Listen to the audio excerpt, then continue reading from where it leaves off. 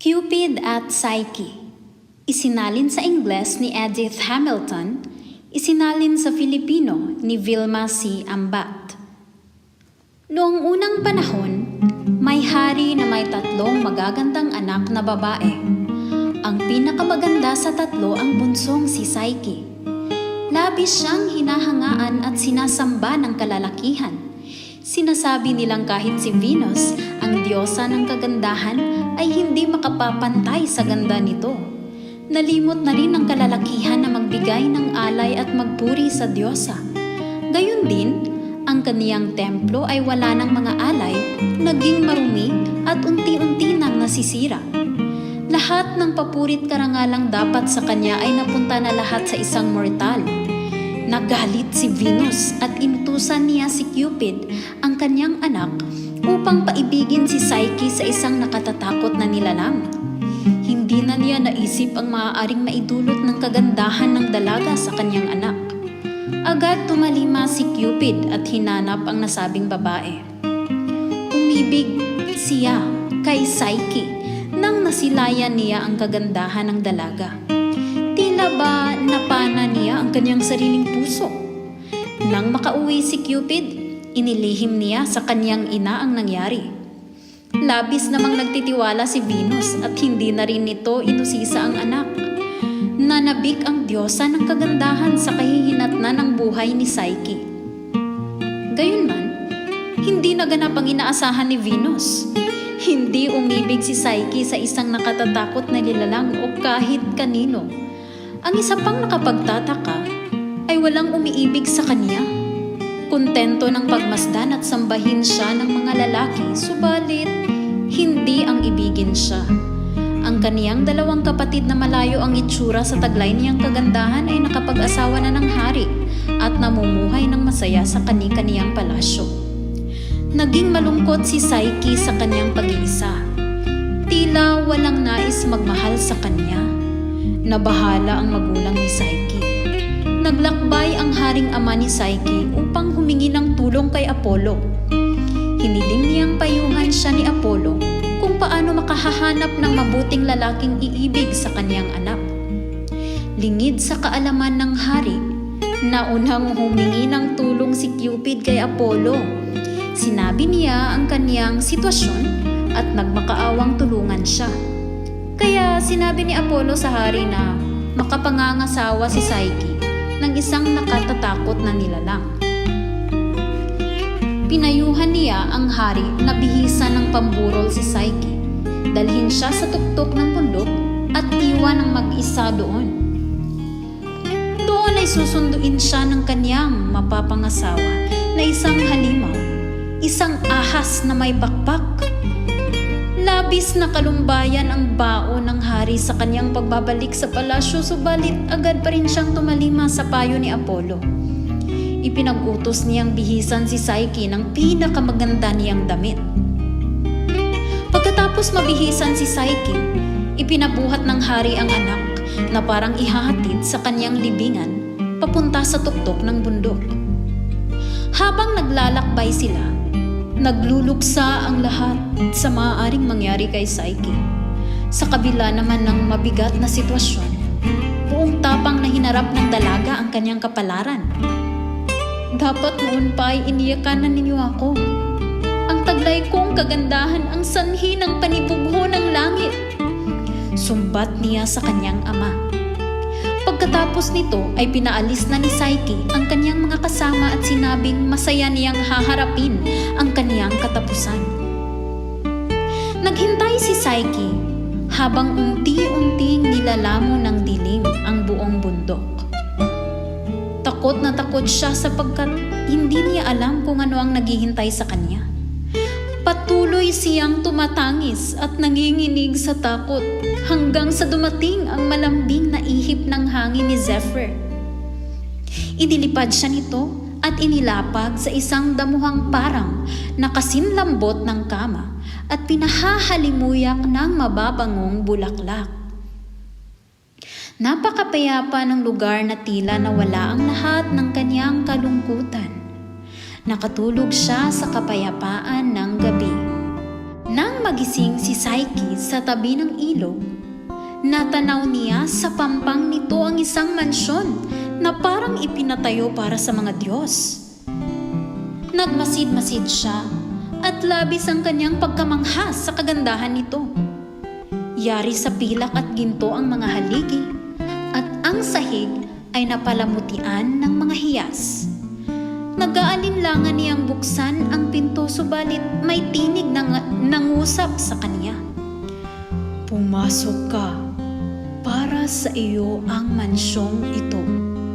Maligo ka, magbihis, at ihahanda namin ang piging para sa iyo. Kami ang iyong mga alipin. Wika ng mga tinig. Nalibang si Psyche sa mansyon. Kumain siya ng masasarap na pagkain. Buong araw siyang inaliw ng mga musika ng lira at ng mga awitin ng koro na hindi niya nakikita. Maliban sa mga tinig na kaniyang mga kasama, nag-iisa siya sa mansyon. Subalit, sa hindi maipaliwanag na dahilan, batid niyang sa pagsapit ng gabi ay darating ang kanyang mapapangasawa. Lumipas ang maghapon nang hindi niya namamalayan. Pagsapit ng gabi, nangyari nga ang inaasahan niya. Naramdaman niya ang pagdating ng lalaki. Tulad ng mga tinig, hindi niya ito nakikita. Bumulong ang lalaki sa kanyang tenga.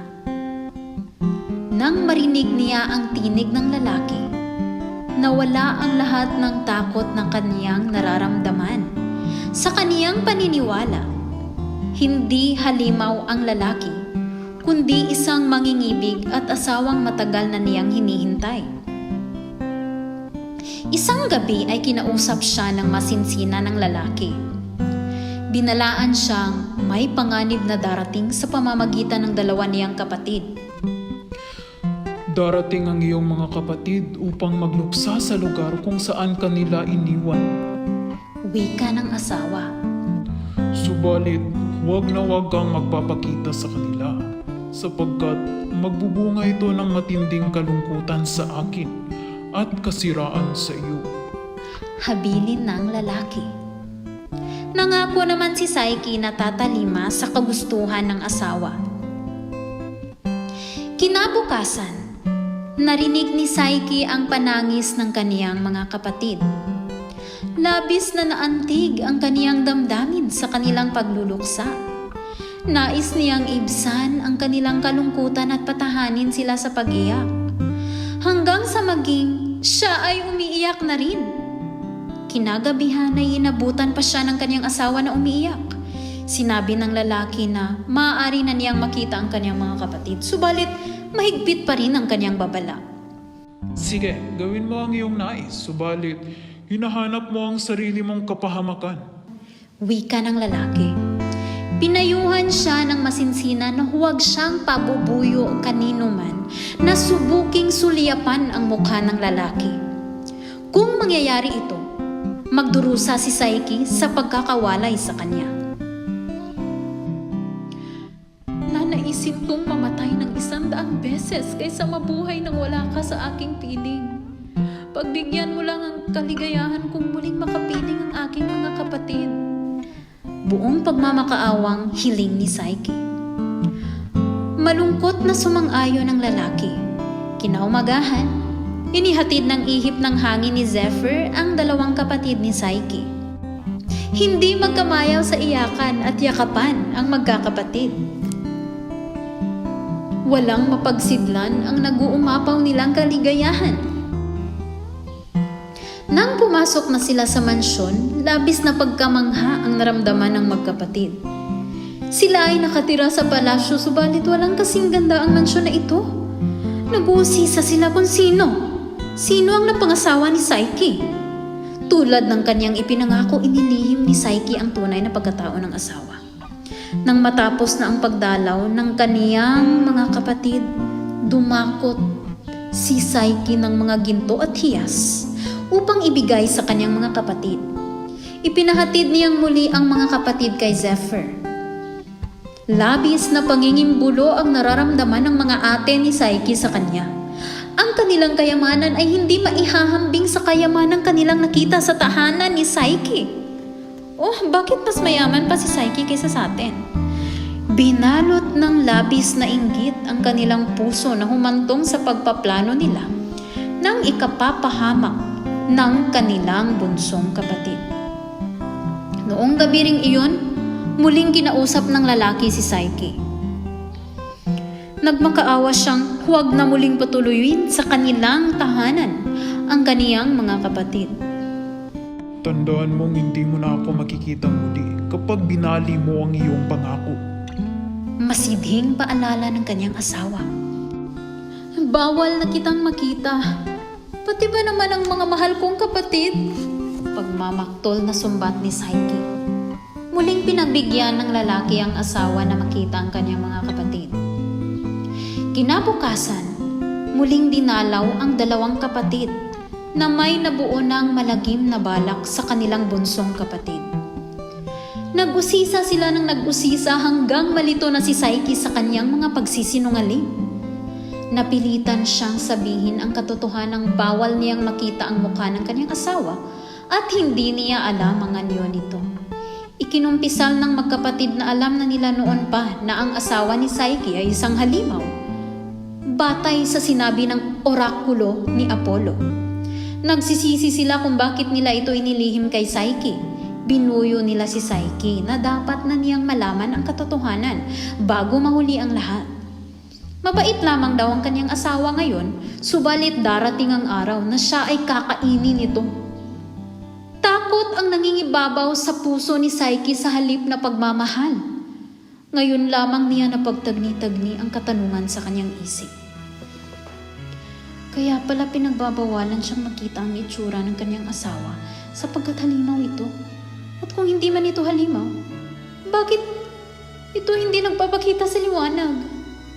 Magkahalong takot at pagkalito ang naramdaman ni Saiki.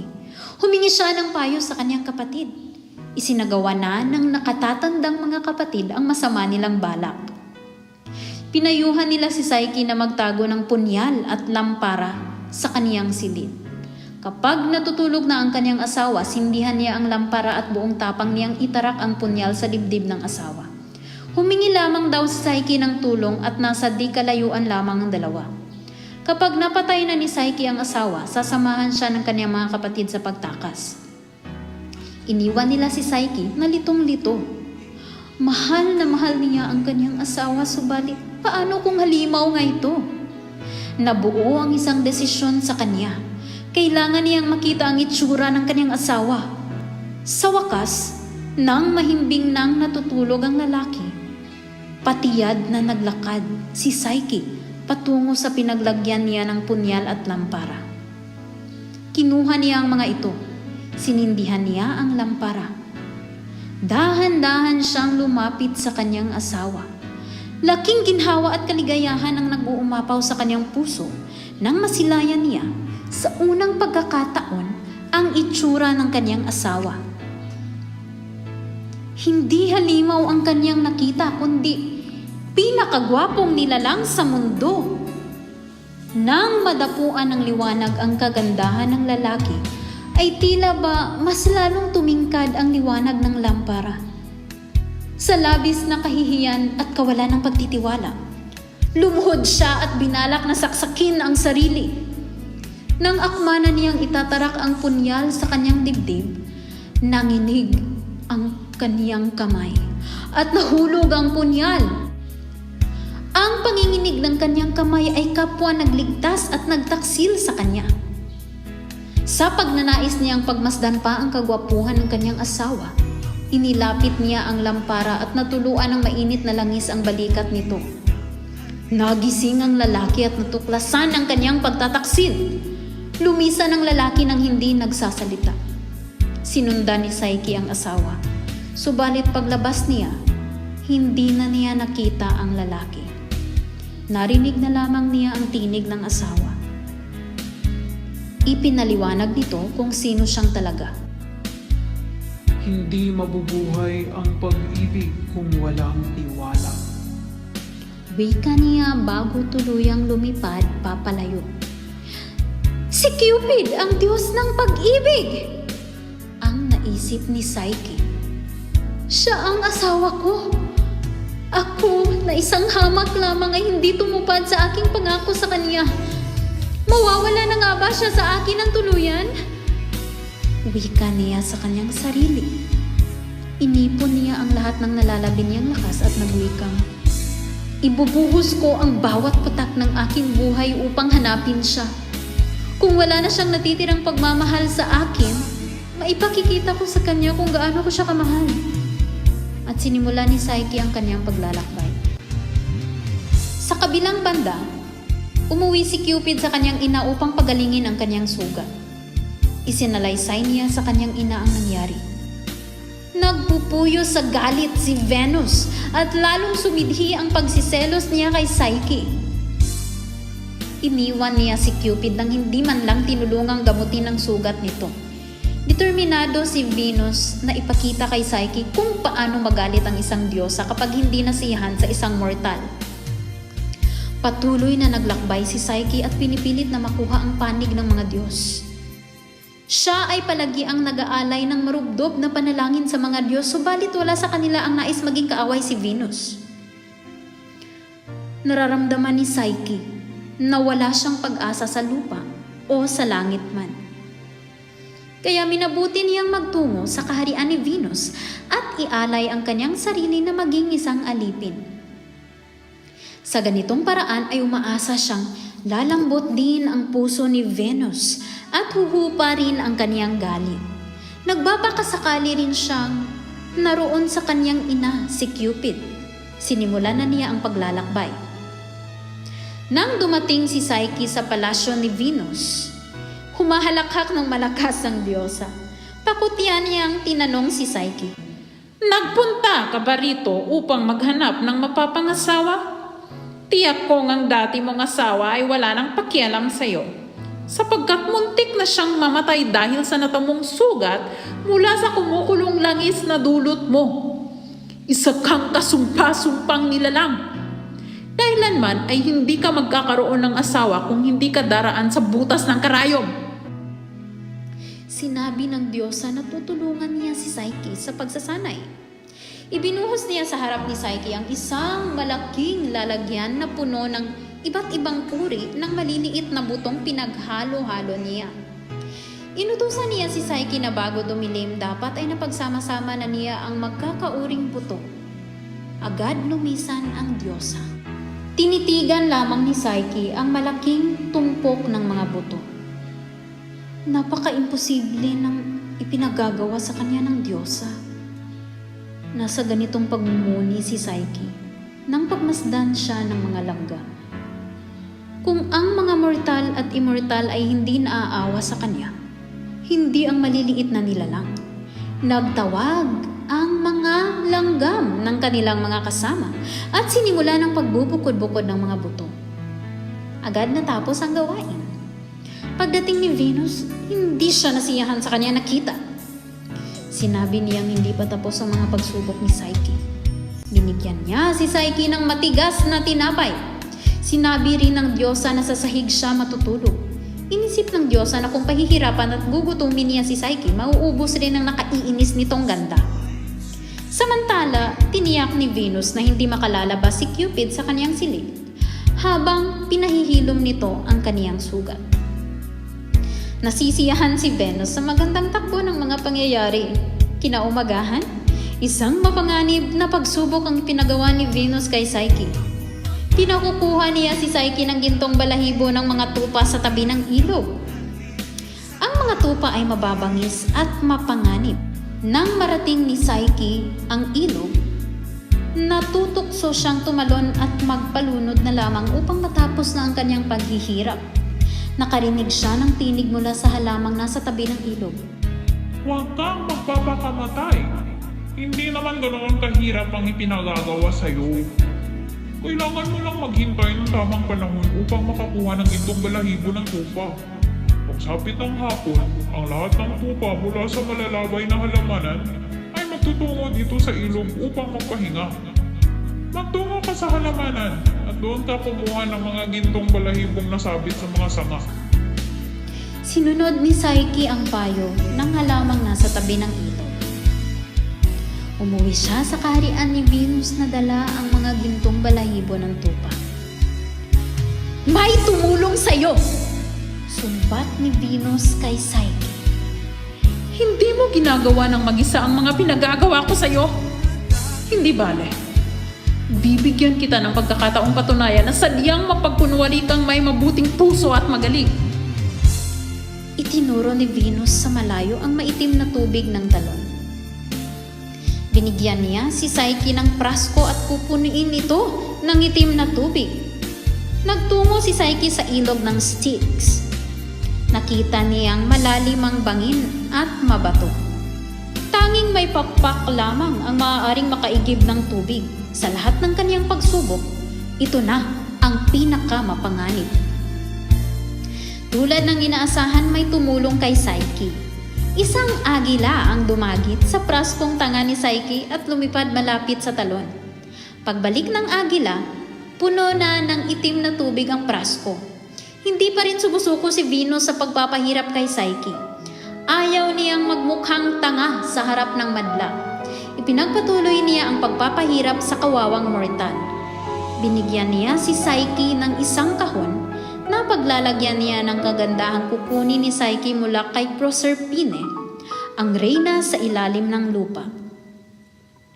Inutos ni Venus na sabihin ni Psyche na kailangan niya ito sapagkat napagod siya sa pag-aalaga ng kanyang anak na may sakit. Katulad ng mga nauna, agad tumalima si Psyche.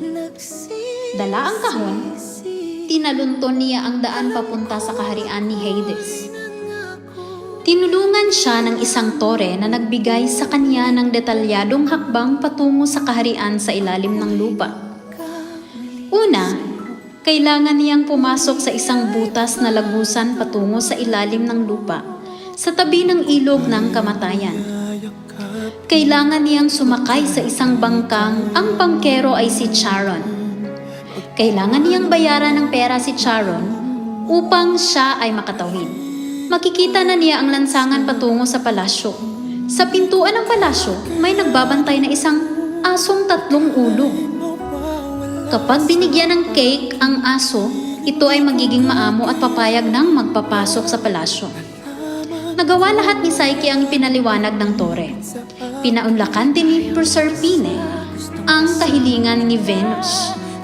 Agad nakabalik si Psyche ng mas mabilis pa kaysa kanyang pagbaba. Gayunman, nasubok muli ang karupukan ni Psyche. Sa paghahangad niya ng karagdagang kagandahan upang umibig muli si Cupid sa kanya, natukso siyang kumuha ng kaunting ganda sa loob ng kahon. Nang buksan niya ito, tila walang laman, subalit nakadama siya ng matinding panghihina at agad nakatulog. Sa mga panahong ito ay magaling na si Cupid. Sabik na siyang makita ang kanyang asawa, subalit ibinilanggo siya ng kanyang ina. Mahirap bihagi ng pagmamahal, kaya humanap si Cupid ng paraan upang makatakas. Nakita niya ang bukas na bintana at doon siya nakatakas. Nahanap niya agad si Psyche malapit sa palasyo.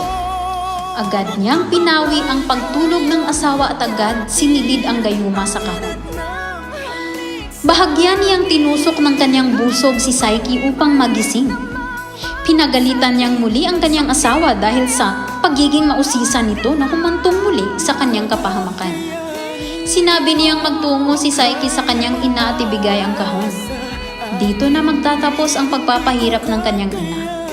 Masayang nagtungo si Psyche sa palasyo samantalang si Cupid naman ay lumipad patungo sa kaharian ni Jupiter, ang Diyos ng mga Diyos at tao. Hiniling niya na tiyaking hindi na sila gagambalain ng kanyang ina. Pumayag si Jupiter. Nagpatawag si Jupiter ng pagpupulong ng mga Diyos at Diyosa kasama na si Venus. Ipinahayag niya sa lahat na si Cupid at Psyche ay formal nang ikinasal at wala nang dapat gumambala sa kanila maging si Venus. Dinala ni Mercury si Psyche sa kaharian ng mga Diyos. Dito iniabot ni Jupiter kay Psyche ang ambrosia, ang pagkain ng mga Diyos upang maging mortal.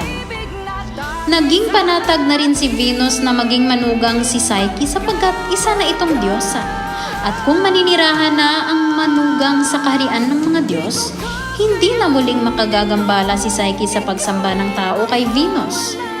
Ang pag-ibig o Cupid at kaluluwa o Psyche ay nagkatagpo sa likod ng mapapait na pagsubok sa kanilang pagsasama ay hindi na mabubuwag kailanman. Magdiwang